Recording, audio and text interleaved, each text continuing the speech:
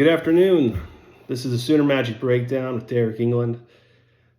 I just want to talk to you a little bit today about what we do here at the Sooner Magic Breakdown, and one particular topic that I think people don't really quite realize. We talk about the Oklahoma Sooners, we talk about the SEC, and college football in general. I am from the great state of Oklahoma, so thus the Sooner Magic Breakdown. Let's talk about the Sooners and this upcoming season. What is the expectation? Is it realistic or unrealistic for Oklahoma to have a successful season? What are we expecting from the Sooners this year? Well, I, for one, am expecting a very successful season. I've analyzed the different schedules that the Sooners have to play, not just the names on their chest, but actually looking at the teams themselves, what they're bringing in, either the players that have left or come in, or the coaching, as in either head coach or coordinator position changes. These are very vital, important things to think about. And I don't think a lot of people are actually doing that when they think of the Sooners and their schedule. They don't actually look about what the Sooners are bringing to the table. They only think that the other teams, because of the name on the jersey, that is the difference, which has been the typical thing for SEC fans. So, what is Oklahoma bringing to the table? We're bringing a highly touted 5-star Gatorade Player of the Year, Elite 11 MVP in Jackson Arnold. Number 11. He has all the talent, all the skills that you could ever want in your quarterback. He played sparingly throughout the season. When he got to play, he played well. A lot of the times, they didn't actually utilize him in a normal QB role, as in a lot of backups get. They usually just have a little bit of game management areas. But he was tasked with coming into the game in an important part against BYU. In the second half, he led the team to victory. Granted, they didn't actually give a whole lot to him to actually have to do, but he went out there and he executed. You had the Billy Bowman pick six that really turned the game into the positive for the Sooners, but Arnold performed very well. Then we also have, inevitably, the Arizona Bowl game. The bowl game, which people just want to be critical all about it with him. Well, he performed really, really well and had some INTs, 3, in fact. What did you expect from him? Were you expecting him to have a Heisman day? Were you expecting him to just light it up? Or were you expecting him to fail, or somewhere in between? Because I think he was somewhere in between. I think he showed a lot of strong potential to be great. His instincts are there, but he also has to learn. This was the first time he played a really good team as the starting quarterback. Granted, Jeff Lebby just left. This was Seth Littrell, in my opinion, calling a Jeff Lebby offense, not his own. You can't install your entire offense in just a few weeks and expect everybody to be doing it. I felt in the second half of that game, when it got away from Oklahoma, after they had taken the lead, that they didn't exactly know how to utilize the playbook and the players to finish the game out. If this was Seth Littrell from the beginning, I really do think Oklahoma wins that game. They were fully in control. The defense at the very first got tested, but then they settled down, clamped down, and was really holding Arizona until the second half.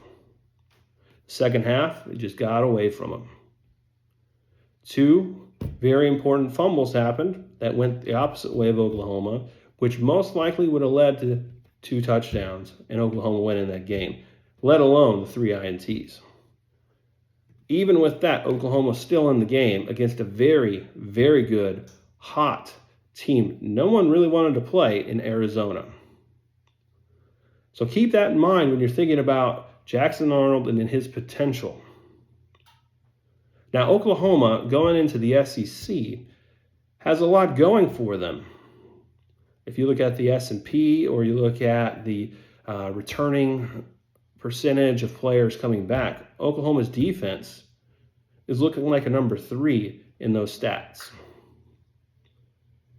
The next closest person to returning production in the SEC is number 11, and they're in the country, and they're number 3 in the country, Oklahoma. They have players that are seniors that are able to teach and they've been in this system now for several years. You have real leaders who have great production. In all reality, they are really returning the majority of their defense. The players they lost is not crazy for them losing. In fact, the talent that's there is still probably better than they had previously. And keep in mind, this is the same defense that manhandled Texas. All right? Don't forget that game. Yes, Texas went to the playoff, but Oklahoma manhandled Texas.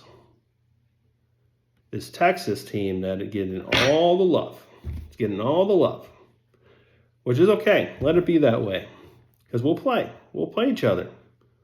And most likely, it will return in the same fashion as it was this last time. Oklahoma will manhandle the Texas offense once again.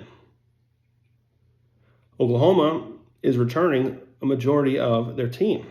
If you look at the offense, they're returning pretty much all their playmakers as receivers.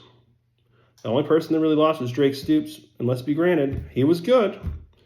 He was clutch in a lot of times. But Deion Burks is going to be better. He's going to be better.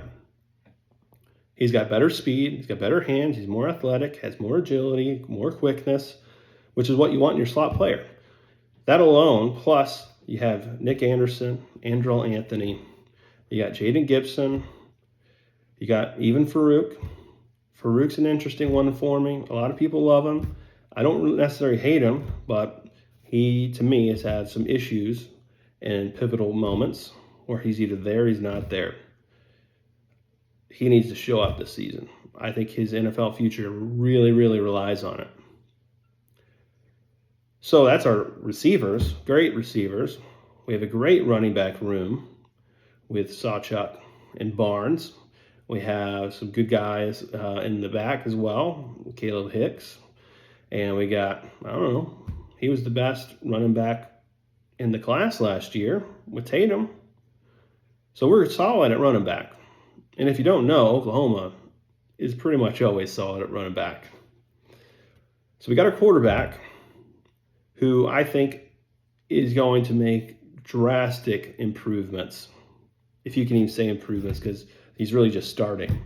I think he's going to have an incredible sophomore year.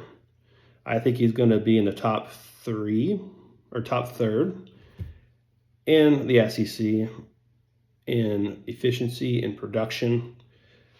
He just has the receivers. He doesn't need a massive amount of time. He's got the ability to throw on all the angles. He can run. He's got good speed. And have you watched him throw the football? He's got probably one of the nicest looking thrown balls I've seen. The way it just travels, you don't see it very often like that. So he's got the ability to do something that Dillon Gabriel couldn't do, is throw the ball down the field effectively. Dillon Gabriel was good. Don't get me wrong. He was a very, very good quarterback for Oklahoma. But he had his limitations. Even though Oklahoma was number 3 in the nation in offense last year. Crazy, right? Crazy. We made a step up in quarterback.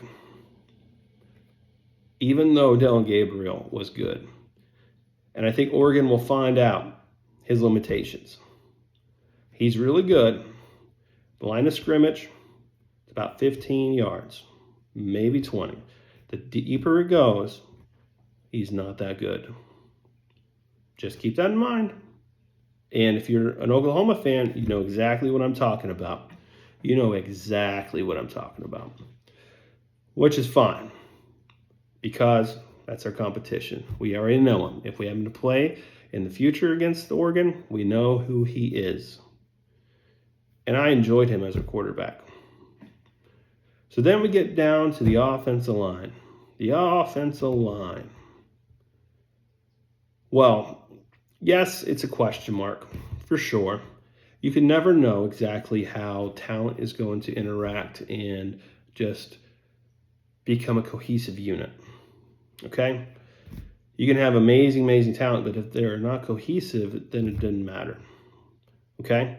So let's look at the Oklahoma line.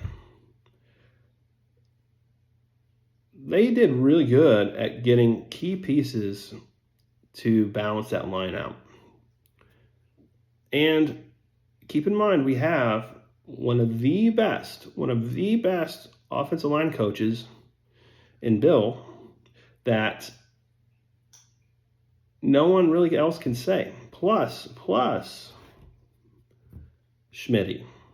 Okay? So we have Bill Bedenbaugh and Schmitty. Those two together is good. All right? We produce a lot of talent NFL-wise for offensive linemen. So good fans of Oklahoma, or just general fans of Oklahoma, know this. They know that we have the ability to produce NFL quality offensive linemen. And not just good ones, really good ones, okay?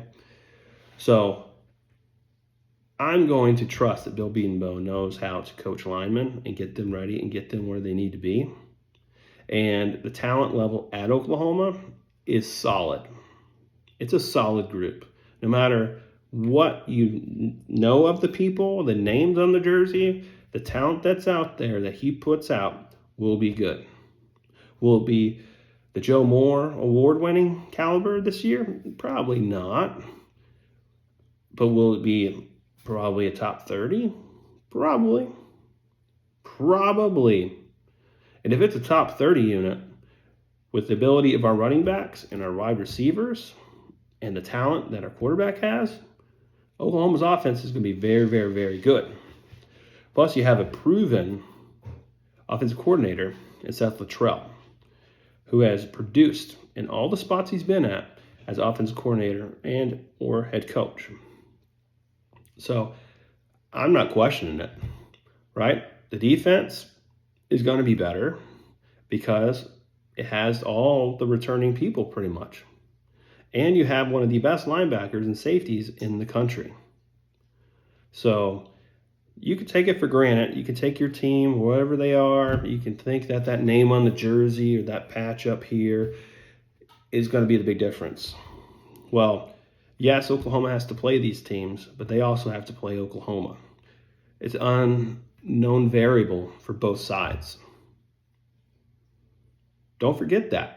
It's very important that you understand that Oklahoma is playing the SEC teams just as much as the SEC teams are now playing Oklahoma. And if you actually look at the schedule and analyze the teams, it's very feasible that they could go 10-2, 11-1, 12-0, 8-4, 9-3. Who knows? I'm pretty high on them. I could easily see them going 10-2, 11-1. I think that's kind of the window. I think it's very difficult to win all your games, so that's not realistic. But I do think they can easily win 10-2 or 11-1. Because the teams that they're playing, that they are very big, critical ones, they had some significant turnover that no one really likes to talk about, okay? Like, let's say Texas. You're giving all this praise and love for the Texas offense. Who's a returning receiver? Just because you bring all this talent in on the receiver side doesn't mean that they are cohesive with the quarterback. Doesn't mean they're cohesive with the system. And they could be amazing talent.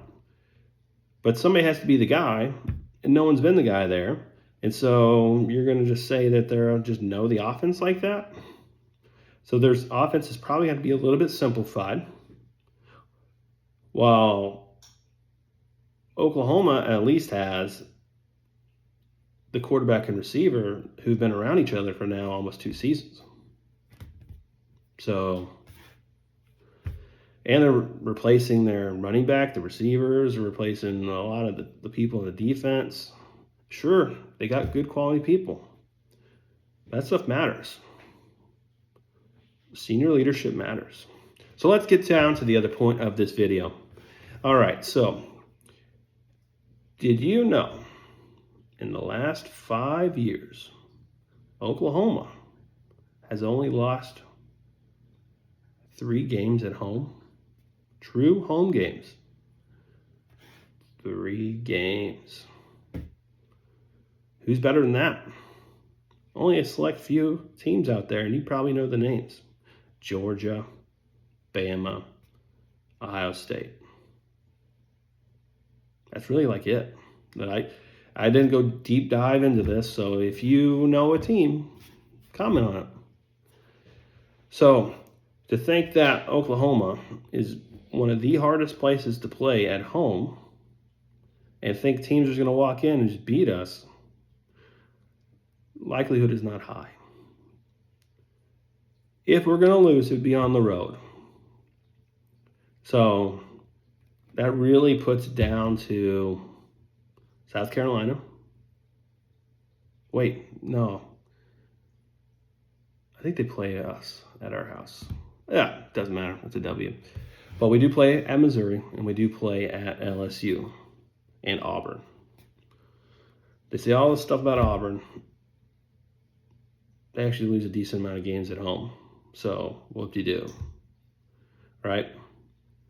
Missouri, they just recently, like one season, had a good season in the last decade. Okay.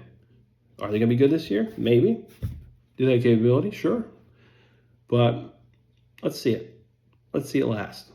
Sure, they have a cupcake schedule, so they should be at least highly ranked or not very much losses, if any, when they play Oklahoma. So maybe they're artificially inflated in their belief of how good they are. Maybe. But in the history of that series, Oklahoma's owned Missouri. Owned Missouri. Then LSU. They replace their defensive staff. And they actually have, I think, some of the most returning players on defense. And their defense wasn't great last year, so we'll see. But Oklahoma, they actually have only 3 losses in the last 5 years. In fact, the last 10 years, they have 8 losses at home. And one of those seasons is like 3. So not very often does Oklahoma lose at home. If we lose, it's on the road. And it's an actual road game. So that's what I want to talk about today. If you like and like this content, please subscribe. Push the like button, hit the notification. I'm going to go over some more topics as the season comes to the pass and during the season. Love Oklahoma, love football. I look forward to talking about it and having discussions with people. This is the Oklahoma Breakdown. Please leave a comment where you're from, what you're looking forward to in this upcoming season. Is it realistic for Oklahoma to have a successful season? What is a successful season? This is Derek England. Have a great day.